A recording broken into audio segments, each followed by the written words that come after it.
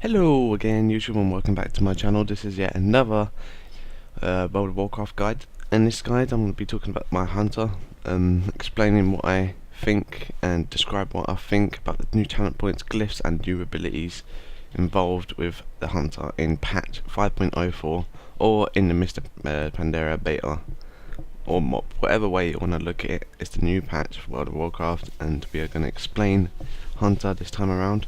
If you need help with rogue, go back to the other guide. It'll be at the end of this video. You can go to previous guide, it will return you to the rogue and then you can look at the rogue, and if you need any help with that then go back to previous video. I may have missed some things, I may not have covered everything, I may have even got something wrong, but at the end of the day the guide is down to what I thought and what my opinions were, so I could have got it all wrong, so I'm sorry if I did, but I hope I helped regardless. Now I'm going to do my hunter. Okay YouTube, I'm back and I'm going to bring you the hunter guide now. So if we let's start off with the talent points. So to begin with, we got the level 15 talent points, right? So Post-Haste, Narrow Escape and Crouching Tiger, Hidden Chimera. Now when we look at both PvP and PvE, only one of, maybe two of these can actually come into account for PvE. I mean, Narrow Escape is completely useless for PvE in my opinion. I mean, first of all, you shouldn't have aggro, and if you do, you won't need any more CC or slows apart from your ice trap. And if you're in marksmanship, I believe multi-shot even used to slow enemies. I mean, it might not do anymore, but it used to, so you shouldn't need Narrow Escape for PvE. You can use it for PvP. Most classes do have a movement impairing effect removal, especially now with this patch because they've added a lot more utility to the game. So when it comes to PvP, I'll either use Post-Haste or Crouching Tiger, Hidden Chimera. Remember, these are just my opinions, so I might be wrong, and you never know. But for PvP, I'd go Post-Haste, Crouching Hidden Chimera. As with Post-Haste, you can see your disengage frees you from all movement impairing effects. So that completely counters the fact of Narrow Escape. So if anyone was to use anything like Narrow Escape on you, when you disengage, it would remove it. And on top of that, you get movement speed. Now movement speed is great for a hunter because it allows you to kite that extra bit more. And with movement speed, it gets you a bigger distance between your target, allowing you to place traps, place a binding shot, slow down the target. Your pet gets to dish out more damage if you're in Beast Mastery. So very good to have that. Okay, moving on to the second tree, we've got level 30, we've got Silencing Shot, Withering Sting and Binding Shot. Now, these are normally quite straightforward and quite obvious. Withering Sting is really not that useful. I mean, it's kind of like a polymorph, but it lasts 30 seconds. I mean, it doesn't have a cast time, but it's not. I'm really not a fan of it. I'm not even sure if it works in PvP. Last time I don't think it did, and I don't think it does now. Survival was never a viable spec, so you never really used Withering Sting for PvP. But it might be good now, but if you interrupt it, then it stops the effect. But if it does work, and they don't trinket out of it, then it can come helpful. Now the two that I do like the most is Binding Shot and Silencing Shot. PvE wise, I'd go Silencing Shot or Withering Sting. Wouldn't go for Binding Shot. I mean, you can for an AoE situation, you can stun several targets, but it's really not priority. Withering Sting would just be that bit of CC that you need, and Silencing Shot to interrupt spells that might get your raider wipe.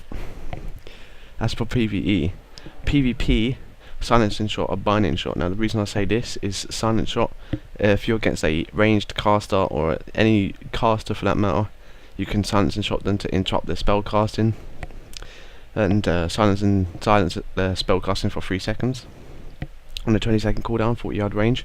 Or if you're against a melee, you can get Binding Shot. And what I used to do, or what I still do, sorry, is if their melee is on you, or you've opened a gap between them with disengage, I stick it next to me like that. Now when they charge onto you, they're going to attach themselves to this little thing like that yellow, it's a freaking purple, for God's sake. That purple line connected to the dummy, that one that you just saw, an enemy will charge you and it will get connected to them. Now this is where you start kiting them, slowing them down, disengaging, scatter shot, ice trap, etc. Then when they leave that purple line, it stuns them for 3 seconds. This gives you time to yet again open the gap and dish out more damage and possibly win the fight. This works for anything really, in PvP, arena, BGs or duels. Moving on, we've got the level 45 abilities, Acceleration, Aspect of Ironhawk or Spirit Bond. Now, looking at these and trying them out, I felt Spirit Bond had to be my least favourite, for several reasons. Acceleration is a very situational ability, works in both PvE and PvP. I would forget about the pet for 100% of your total health, more so in PvE, because you're going to be using the Ferocity pet most of the time. Now, whilst using the Ferocity pet, you get Heart of the Phoenix, and this miraculously returns your pet to life with full health. So the 100% pet health really doesn't come in that handy, but the 30% of your health is the main part. Now, that is very good, but it's on a 2-minute cooldown and it is situational depending on how you use it, both in PvE and PvP. It's a great ability. If you feel it's a safe bet, you can get it. Personally, both in PvP and PvE, my most favourite has to be Aspect of the Ironhawk. Not like, well, I wouldn't say, see, it's a risk taking Ironhawk.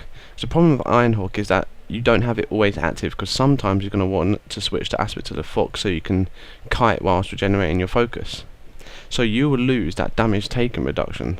But if you are DPSing or you're kiting someone, you've got the focus, you've got further up, you've got readiness up, you can keep your focus up quite often.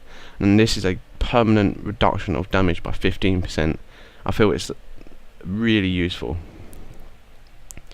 That I personally prefer. Acceleration, it's down to what you prefer. It's down to whether you feel a heal would benefit you more or a damage reduction would benefit you more. Personally, I like damage reduction because it counts for everything. I mean, whilst acceleration, it's like mitigation. If something can burst you down so quickly, regenerating 30% of your health won't help it. But if someone does 15% less damage to you, it gives you a lot more space and time to beat them or kill a boss or survive a raid fight and etc. Spirit Bond regenerates 2% of your total health every 2 seconds. Not my favourite. I mean, 2% of every 2 seconds isn't going to cut it.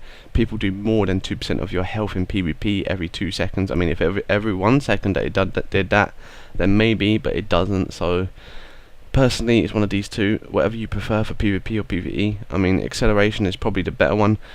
Before the beta build, acceleration was on your disengage. Every time you disengaged, you healed yourself for 20% of your health. Now it's simply a cooldown. You just press once and blam, you get healed for 30% of your health. That's kind of been a nerf, because disengage, you can put it down to a 15-second cooldown with Crouching Tiger, Hidden Chimera, and then that used to heal you for 20% of your health every time you disengaged, which was really powerful. So they've changed it now. But them two, your choice. Okay, moving on. We've got Further, Die Beast, Thrill of the Hunt. Now these are a hard pick. Personally, I picked Further because it's a lot more situational and reliable. It's on a 30-second cooldown. It gives you 50 focus and your pet 50 focus. It's instant cast. You can use it to dish out the last bit of damage that you need, or to get that extra DPS out, or kiting, you need that extra focus to kill someone, etc. It's a very reliable. Die Beast, I feel this is the least reliable out of all three of these. It's a random pet. It does okay damage. I mean, it does give you 5 focus, but it's unreliable. It sometimes even attacks the wrong target. You can't control it. Personally, I do not like it in the slightest. But it is on a 30-second cooldown, so it's not that bad. Thrill of the Hunt, 30% chance to reduce the focus cost on your arcane shot or multi-shot. Now this is okay, but I prefer Further, because the problem with that is it gives you, it's 30% chance, which is decent, but it only reduces the cost of your arcane shot and multi-shot, which is okay. But if you have Further, you can use that to get focus back for any ability that you want. I find that's a lot more reliable and a lot more, it gets the job done. But Thrill of the Hunt only helps you with multi-shot and arcane shot. I mean, sometimes multi-shot is only an AoE situation, arcane shot is simply a focus dump, and Further can give you the focus for anything. For example, PvP, you need to stick out that binding shot, but no, you have Thrill of the Hunt, so you've only got reduced and you've got a free arcane shot. I mean, it's good, you can dish out quite a bit of damage from it, but I prefer Further. Next, we've got Murder of Crows, Blink Strike, and Lynx Rush. I'm going to quick you Murder Crows. This is a very good ability, but it's restrictive. You're going to want to use it at 20% health, so it's reduced by a minute. But it does do okay damage, but it chops off half your focus and BM spec. Not my favourite one. I believe it does more damage in survival, but I'm not entirely sure. But that's your choice. It's between that and Link's Rush for me. The reason I say that is because Blink Strike, and I'll show you this quickly. I mean, every 20 seconds you can dish out this damage, which is very good. I'll say it's on par with Link's Rush, and I'll show you why. That does 600% of your pet's damage every 20 seconds. Now that's in BM. With Bestial Wrath you'll crit about 50k, 60k, maybe more. Link's Rush on the other hand, with BM up, I'll show you it quickly. You start critting almost 20k's if you crit. I mean, I'm just getting unlucky here. And you can dish out with the crit rating, and if it crits, up to 100k damage. I mean, it is on a 1.5 minute cooldown. That's the only restrictive part, but it depends what you prefer. I'll choose Link's Rush, prioritize it. I'll definitely go for that if I was you. I mean, it does a lot of burst, but once again, it's down to you guys. I mean, Blink Strike is probably better than Link's Rush. You can add it to your rotation every 20 seconds, so I think that's a good thing to go for if you want to you just want to slip it into your rotation, whilst Link's Rush is just a cooldown. It's hard to choose out of those three. It's really down to preference, in my opinion. Moving on, you've got Glaive Toss, Power Shot, and Barrage. Right, Glaive Toss is strongly a PvP ability. Wouldn't use it for PvE. It does hardly any damage. It's mainly utility. And now, the reason I say that is every 15 seconds you get this instant cast, which you throw at a glaive, does some damage, but it slows down the enemy for 3 seconds, and on the way back it snares the target on return. Now for PvE this will only help on kind trash, but in PvP it will help against an enemy in any situation, BG, arena, duels, world PvP. That's a great PvP ability. I mean, it's not the greatest damage, but it can snare your target, so it's really good. Power Shot, strongly PvE, does a stupid amount of damage and knocks back enemies that are in the way of the primary target, and it does 800% weapon damage to the target that you're going for, and 400% to the enemy between you and the target. Now this is good to clear out trash as well, because it knocks them back and it does 400% damage, but the problem with that, if it knocks them back the wrong way, it can mess up a fight and it can ruin the tank's aggro. Now I'm saying that with speculation. I might be wrong again, but it's down to preference. Barrage, on the other hand, is a bit more of a safe bet, but it does a little less damage and costs a bit more focus, and it's channeled as well, meaning, I mean, channeled is probably preferred over cast, because with channeled abilities the damage starts from the beginning, whilst cast damage comes out from the 2-second cast that comes from Power Shot. But with Barrage it's damage over time, with Power Shot it's damage that's instant. It depends what you prefer. I prefer Power Shot because once you've done the cast, the damage is done. You've got as much damage out as you can. Whilst Barrage on the other hand doesn't. It does it over time and it can get interrupted. But it does less damage and it does decent damage to people around it. It does total 640% damage to the enemy target and an average of 320% weapon damage to each other enemy target in front of you. So once again, it's down to what you prefer. I mean, I'd use Glaive Toss for PvP only. The other two you choose between. I wouldn't use Barrage and PvP because people just interrupt you and they could just move out of it. Power Shot on the other hand, I still wouldn't use that for PvP unless you actually get 3 seconds free to actually sit there and cast this massive Power Shot. So once again, down to your choice. Glyphs, the only new things being stealth and camouflage. I mean, you could use that in both PvE and PvP. It's your choice. I would use it in PvP only because PvE you shouldn't be pulling mobs and you shouldn't need stealth. You're a ranged character. You shouldn't need to get close. So increased healing for Chimera Shot. That Animal Bond is quite good for PvE because you get increased healing by 10%, damage reduction by deterrence by 20%. That's for like bleeds, dots, and poisons.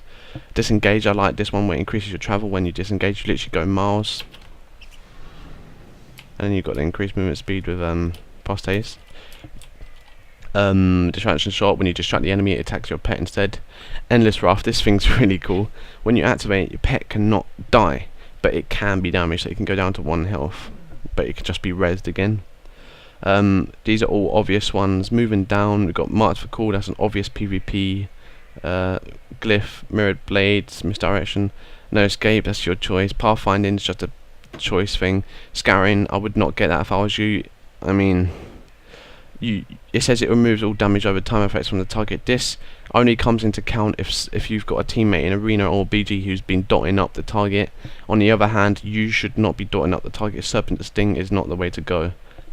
I think this tranquilize and shot glyph is really good because you don't need, it doesn't matter if you have a cooldown on it, it's 10 seconds. The enemy should not have an range and magic effect every freaking 10 seconds, and you shouldn't be spamming it anyway, so that's pretty good. No longer cost focus. This is great, Black Ice. It gives you movement speed while slows the enemy in your ice trap. This gives you such kiting capability, it's unbelievable. Scatter shot, most times you will not be using that in a ranged situation, you'll be using it in a melee situation, so increased yards will not help you out, and then snake trap glyph is a bit pointless.